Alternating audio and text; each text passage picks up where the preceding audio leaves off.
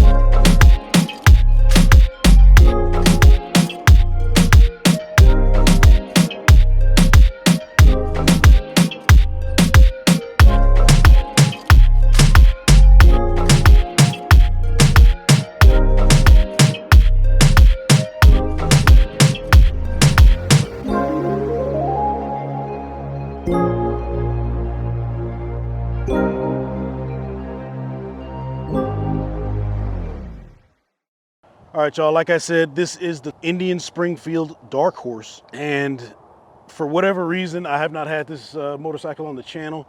I really like this motorcycle. I think this is the unsung hero of Indian motorcycle. Because it's to me, it's just a visually stunning bike. But there are some reasons why I did not opt for this, which we'll get into throughout this review.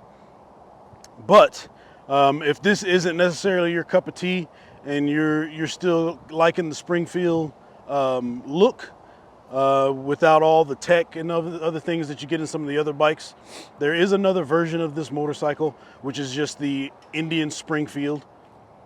It will have chrome finishes throughout. It will also come with a front windshield. It is offered in two different colors, which is the Spirit Blue Metallic with silver quartz metallic highlights, as well as bronze pearl metallic with silver quartz headlights, or silver quartz highlights. Say that a whole bunch of times, right? Anyways, so you get it in those two configurations. And the best thing, also that version of the Springfield comes with the 111 cubic inch versus the Darkhorse that comes with the 116. So, you know, you can kind of weigh your options with that. Other than those, other than the paint, the chrome, and the engine that comes in the vehicle, everything else is going to be pretty similar, right? Of course, we're going to start right up front with this LED headlight. This being the Darkhorse, I would have liked it to come with the adaptive headlight that has the black housing in the rear of it. I mean, I think it's like a $700 maybe or $500 difference in price. That being the case, I'd be okay with it because the adaptive headlight, which also throws out good light, because this one does throw out good light, but that adaptive headlight makes this look so much better. And you know me with Darkhorses, man. I want everything black, right? Moving over to the side, we've got bullet style LED headlights. I don't know if there's an option for the smoked turn signals, but that would be fantastic if we offered smoked turn signals for these. I know in the catalog they have it for the Scouts. Now, if those are just lenses that you can pop off, I think that would be fantastic. Actually, when I'm done with this, I'm going to go check in the service department and see if they have any and see what they look like. Because I would love to have smoked or dark or clear or whatever the case may be, just to go along with that Darkhorse theme. Moving along, down here we've got the headdress, the Indian motorcycle headdress. So this is the more traditional style as opposed to the new styles that are on the Pursuit and Challengers. But this does add that classic feel to the bike. And this does not light up. However, there are kits that you can get it to where it does light up. Me personally, I would probably get the kit to have it lit up, and you know, because I like that little accent on the front wheel, because it makes the bike look unique when you're looking at it. You know, like if I'm coming up behind you, or when, you know, other people are coming up behind me and I look at it, I'm like, man, that's pretty cool. All right, so you got this front tire hugger here. or excuse me, your front fender, which hugs its tire really nicely. It's like right above the rim, so it gives it kind of a low, sleek look. Also, the back end swoops out just like Indian motorcycles, of the Indian motorcycle lineup, how they do their fenders. I like those fenders; they're real classy. So you got two brake rotors up front. Each of the brakes have two pistons. So you got two pistons on either side. And of course you get this beautiful wheel with the machine lip, much like you'll find on the Chieftains. All right, coming up top here to the controls. Of course, on the Darkhorse, you're gonna get black controls. So the Chieftain lineup, the Springfield lineup, the Elite lineup, they all get black controls. The only ones in the Darkhorse that doesn't get black controls is the Darkhorse Pursuit and the Darkhorse Challenger. I don't know why that is. I don't know why that is. Back here, you got your typical controls. You have your power. You have your run start. You have your cruise control. Over here, you got your horn. You have your bright lights, and you have your flash, your high beam lights. You have your turn signals on this side. You've got the top mounted mirrors. And somebody was describing to me that they didn't like this motorcycle because there was a lot of plastic on it. And they were talking about this entire thing was plastic. That's not. That's all metal right there. All of this. This whole front end is all metal. All right, looking down at the fuel tank. Up here, you're gonna have your center console. This is all metal. You have a blank spot here. This is for your heated grips, if you choose to add that. You have a lock and unlock for your saddlebags. This over here is just a fake cap for symmetry. This side here is where you actually put your fuel at. You're gonna have your trickle charger right here, as well as the plugins for your heated gear. You get an analog fuel gauge, and you also get an analog speedo. So this is keeping with the tradition of the Springfield, because the Springfield is supposed to give you that classic look, and having the analog gauges in there. And then you have your saddlebag controls as well as your heated gear. Gives you a little mix of that technology too. All right, so looking down at the side of the gas tank, or side of the fuel tank, you're gonna have your Indian motorcycle logo with this accent piece that's attached to it. All right, moving on down, you've got your 116 power plant. It says it puts out 127 foot-pounds of torque, I believe, at like 2,300 RPM. I'm really curious as to why manufacturers don't advertise the horsepower. To me, it makes sense. I mean, if you're gonna put the torque numbers in there as well, I mean, what's the difference of putting the horsepower numbers? You know, I don't know. Not everybody is interested in that sort of thing. Some people are gonna say it's like a bragging thing, but some people want to know. Some people are just curious. And I can tell you this: when you're riding these motorcycles, whether it be the Super Chief, the Sport Chief, the Chieftain, the Springfield, the whatever has this 116 motor, compared to the competition, I mean, it's not like slow by any means. These engines produce a lot of, they produce some good power. But as to why the manufacturers don't advertise that, I don't know. I'm not in marketing.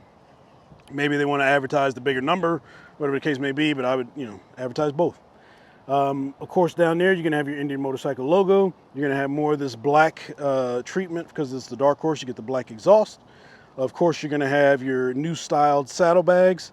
So if you don't like these saddlebags and you're more accustomed to the more round saddlebags that Indian Motorcycle does, the Indian Springfield has those round styled saddlebags. All right. So choose as you wish. Moving around back, of course, we've got two more of the bullet style tail lights, just like on the rest of the Indian Motorcycle lineup. And in between the fender and the saddlebags, you have these covers. I love these covers. I wish these came on all the bikes with the saddlebags, but right now they're just limited to the Chieftain models, the Springfield models, and I want to say the Chieftain and the Springfield. I don't believe the Roadmaster has them. I'll have to check when I go inside, but I don't believe so. And this top piece is a plastic piece. This bottom piece is metal. That actually covers the rear wheel as well on the inside. It looks really nice when you have the saddlebags off, and it covers the wheel. Especially if you get a version of the Icon that has the striping that goes across. It looks really good. But I really wish that they put these on the Challengers as well, because the Challengers don't come with tour packs either. So to cover these up, that would be nice. But there was the first year model came with it, but after that they switched up for whatever reasons. Moving around over here, you get your standard seat. So I had this seat on my Challenger, and this seat is really comfortable for me. After I broke it in, it took a few hundred miles or so to get it broke in. Shout out to Q, the rider. He says that he likes his seats already broke in and just send it to him that way. But once these seats are comfortable, and the sun has been sitting on this seat for some time, and it is warm to the touch, but it's not like burning my hands. So moving on to the side, you get your air cleaner there that has the 116 on it. Of course, you get your transmission here on this side that has the Indian Motorcycle logo on the derby cover. Really nicely done, fits right in with the Darkhorse theme. And just a beautiful, beautiful bike. All right, guys, if you notice, we've had a bit of a change. We're going to be taking this Springfield Darkhorse out on a test ride. This is a 2021, and the differences between these two, there were none really, other than paint. So this is the white smoke. It's the matte white finish. On the console is a push button. As versus the 23 has all the starting controls up there. So we'll get it going. Also with these Springfields, you get 3 modes. There's a standard, there's a tour, and then there's a sport mode. So we're just gonna take a short ride here. All right. Oh, okay. So the release on this is like immediate. All right.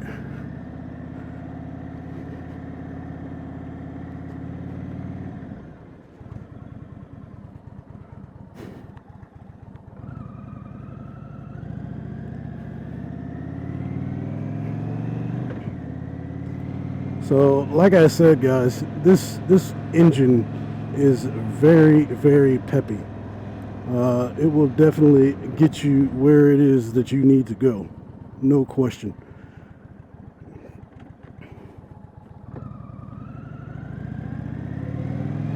Yeah, that clutch is gonna take some getting used to. But man, this thing wants to go. And even though I don't have the windshield, and today is kind of a windy day, I'm not getting a lot of it on my chest. It could be that I'm going in the direction of the wind. I'm not sure. We'll see on the way back. But I am getting a lot of that wind on my helmet. And it being a warm day like it is, I welcome the wind because it is keeping me cool. This engine is really, really smooth. The bike is smooth. The seat also accentuates that smoothness by being nice and soft. As far as breaking this one in, I'm sure this seat's already broke in, but breaking these seats in, it's not a painful process, at least not in my opinion. I've had good experiences with it. But cruising on this road at speed, I mean, the bike feels wonderful. Man, I'm sitting here talking to myself while I'm riding, just curious as to why I have not purchased one yet. All right, so I'm getting a little sidetracked. I can tell you guys, I really like this bike. So again, if you don't know, I am 5'9" tall. I've got like a 32, 33 inch inseam. My knees are at a nice 90-degree bend. My seating position is up, and my arms are extended, but they're not at full lock. So it is a very comfortable seating position. I'd say even if you were 5'4", maybe, this would also be pretty comfortable for you. If you are getting into the 6 foot range, 6'1", 6'2", I think this is probably going to be the limit as to what you're going to get that's comfortable. However, you can get an extended reach seat, you can get higher bars, so on and so forth, to make it comfortable for you and your height. In addition to that, I want to say that there's also a reduced reach seat for this. I know there's reduced reach handlebars, so if you're not that tall and you're on the shorter end, you can also do that as well. Oh man, yeah, like I said, it's going to take some getting used to get used to this, the way this clutch pulls. It's like immediate.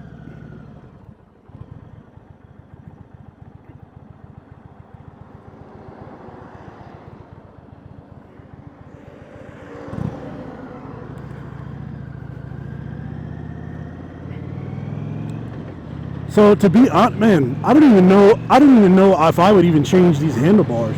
I mean, the only reason to change the handlebars on this bike would be to get, you know, if you were looking for a certain look.